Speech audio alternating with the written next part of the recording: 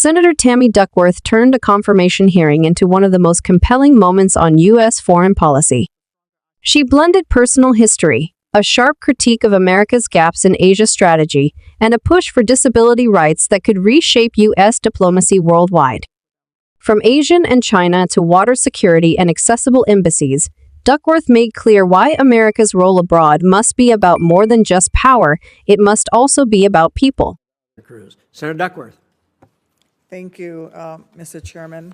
I just want to say, Senator Rubio, I want to start off by noting for the record that when I first got to the Senate and I was in my first year and you just run for president and I didn't think you would know who I was pregnant with my daughter and trying to change Senate rules so that I could bring her onto the floor so I could do my job and vote, because I can't come through the normal back door to vote because there's stairs there and it's not accessible for wheelchairs. And I remember in the middle of that battle, rolling through the Senate floor to vote, and I heard, "Tammy Duckworth," from across the Senate chambers, and you came running down from the top back of the Senate chambers to tell me, "I'm with you, I will support you, you have the right to vote, and I will support you being able to bring your daughter, your child onto the floor when she's born." And I want to thank you for that kindness, because you did speak to your leadership about it. And it was a moment of true bipartisanship, but also as parents. And as someone who was new to the Senate, I was extremely grateful to you for that kindness. I think what I exactly said is, what's the big deal? This place is already full of babies. Exactly. So I want to touch on a topic we discussed last month. Thank you for sitting down with me. I always appreciate the opportunity to sit down with nominees. I appreciate also your earlier response to Senator McCormick about Americans detained abroad and your commitment to tackling this head on. As you and I also discussed last month, I appreciate your attention and commitment to addressing the case of Illinoisans in particular that we discussed as well. Thank you for that. Another topic, you already touched on some of the issues in the Indo-Pacific, particularly around the PRC and the DPRK, but I'd like to dive back into the issue of ASEAN and the ASEAN nations. Since coming to the Senate, I make a point of visiting Southeast Asia annually to reinforce our friends and partners there, and those that we want to become our friends and partners there, that the United States, and particularly those of us in the Senate, care deeply about these longstanding historic relationships and making sure that those relationships live up to their potential. And as you know, respect for ASEAN centrality has been a core part of our foreign policy in that region. In fact, the first Trump administration's Indo-Pacific strategy correctly emphasized ASEAN centrality as an important principle. Unfortunately, not all of President Trump's nominees this time seems to grasp the importance or in fact know what ASEAN is. Yesterday, I was distinctly unimpressed when questioning Secretary of Defense nominee Hegseth that he could not mention a single nation in ASEAN, particularly shameful when we have at least two major non-NATO allies in the bloc, one of which, Thailand, is the longest treaty alliance that the United States has, at over 190 years long. What can you share with us today about how you would approach ASEAN as a whole and with individual member states to capitalize on some of the key opportunities and challenges facing the region? I know you've spoken about the Philippines, but can you build on that? Sure. ASEAN, the first thing is, the group's utility begins by the fact that through its 10 members, they've also, I believe, have 5 or maybe it's 6 free trade agreements now with neighboring countries as well. Look, though we have to be very pragmatic in our approach and how we prioritize it. I think the group will always struggle to coordinate unanimity on the issue of their relationship with China. Okay, if you look at the continental, Laos, Myanmar, Cambodia, because of their geographic presence, because of history, they lean a little bit more in the Chinese direction, and other countries do not. I think it would be a mistake for us to sort of make it as a condition of our engagement with ASEAN to say, you must pick a side and you must pick a side now. Are you with them or are you with us? I think what I can safely say is that the overwhelming and vast majority of the nation states in ASEAN, if not maybe all, do not want to live in a region in which China is the predominant power and they are viewed as tributary states to Beijing, and welcome U.S. engagement in the region as both an economic and defense counterweight. And so I think we need to view this as, it would be a mistake to go in with sort of a Cold War mentality of pick a side and pick a side now. I think the broader approach is to say they have a vested interest in us being involved. We have a vested interest as an Indo-Pacific nation in involving ourselves through this forum and finding opportunities, both holistically through the 10 nations and individually through whatever bilateral opportunities present itself. Earlier, you may not have been here, but I was asked a question about Thailand, and there is a group of Uyghurs that are in Thailand that they're saying may be deported. And I said, this is one of our strongest, longest relationships in the region, and maybe one of the longest and strongest in the world. And that's where these relationships really come to bear, not to browbeat them in a public forum, but through strong diplomacy and using the benefit of that relationship to go to Thailand and see if we can't get them to not deport these people into the hands of Chinese authorities, knowing the atrocities that have been committed. So that's a value added to this relationship. That is a bilateral relationship we have with Thailand.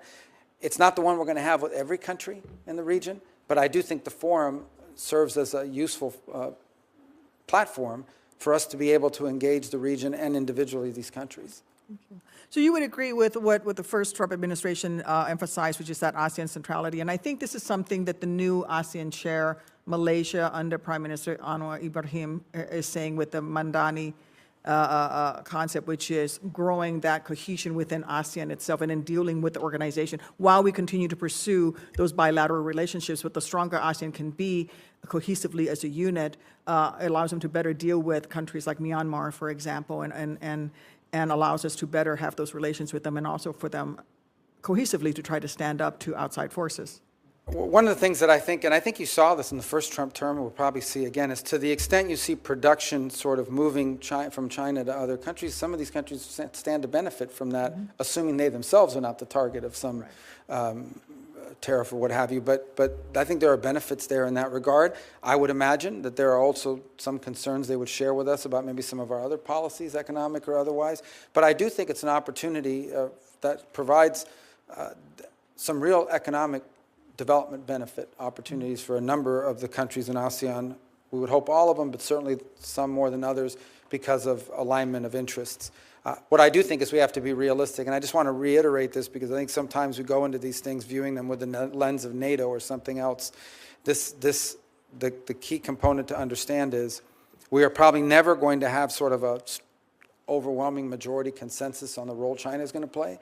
But I do think you could argue that the vast majority of countries in this forum, if not all, do not want to live in a region in which China is the predominant, overwhelming power, and they all are viewed as sort of tributary states. They are not interested in that, and they view the United States as a very logical and welcome economic and defense counterweight to that. Yeah. And I do think that even the mainland ASEAN nations that, as you, in your words, lean more towards China, have suffered.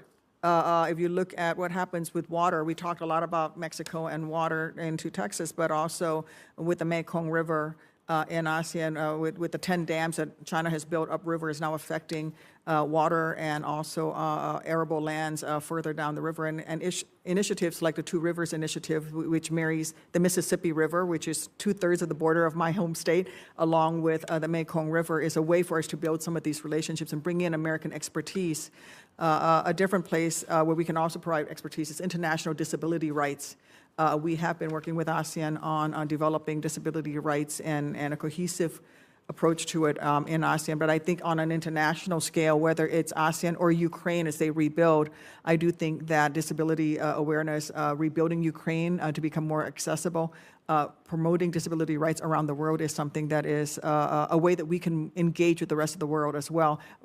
Love to hear from you. Yeah, and I say this commitment to disability rights around the world. And I say this, sadly, it's going to be of critical importance to nations that are emerging from conflict, where we know modern conflict, people are injured in ways that are now survivable, but leave them for the rest of their lives with permanent disability. And so I think it's going to be, in the case, from a very practical perspective, in the case of Ukraine, it's going to be valuable because there are people that have been injured in that conflict that for the rest of their lives are going to have to deal with that, and it's conducive. The other thing we've discussed is our diplomatic facilities around the world and whether they are, and understand that the number one job, the reason why we have embassies and consulates, yes, we represent U.S. interests in that country, but its number one obligation is to support Americans. If you lose your passport, if God forbid you go to jail, whatever it may be, that we have a presence there that can support Americans abroad.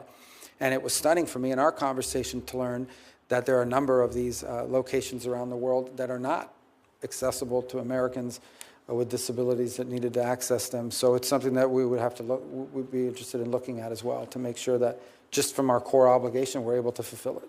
And also, it keeps many of your own staff members who may have disabilities from serving in some of these overseas missions. As you said, highly trained, well-qualified regional experts, subject matter experts may not be able to serve in some of these embassies where they can't it's not accessible for them. So I thank you for bringing that up. And I will yield back my 9 seconds, Mr. Chairman. Oh, thank you so much. You're welcome. So generous. Thank you. Great.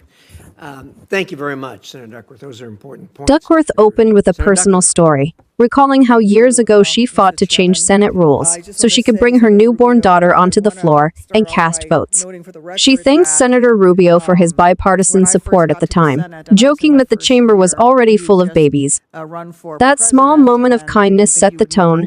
Politics may be divided, but moments of humanity and bipartisanship still matter. From there, she went straight to foreign policy substance.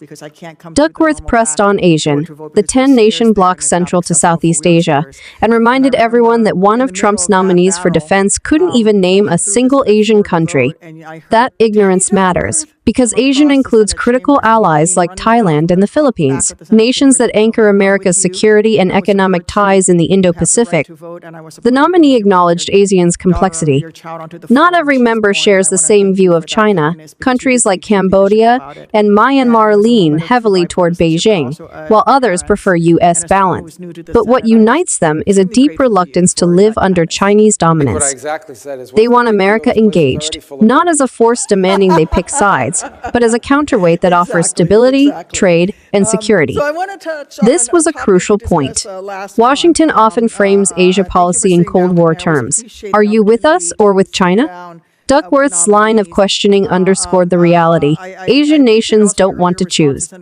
They want balance, and they welcome U.S. involvement that helps them keep that balance.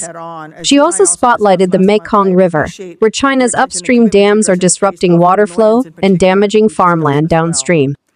By linking this crisis to the Mississippi River in her home state, Duckworth reframed a distant issue as one Americans can relate to.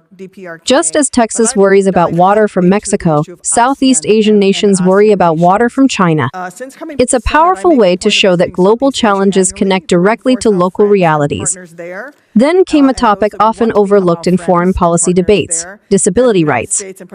Duckworth argued that American embassies abroad must be accessible not only for visiting Americans, but for diplomats with disabilities who are otherwise shut out from serving in certain posts. She also pointed to post-conflict countries like Ukraine, where thousands of people will live with permanent injuries.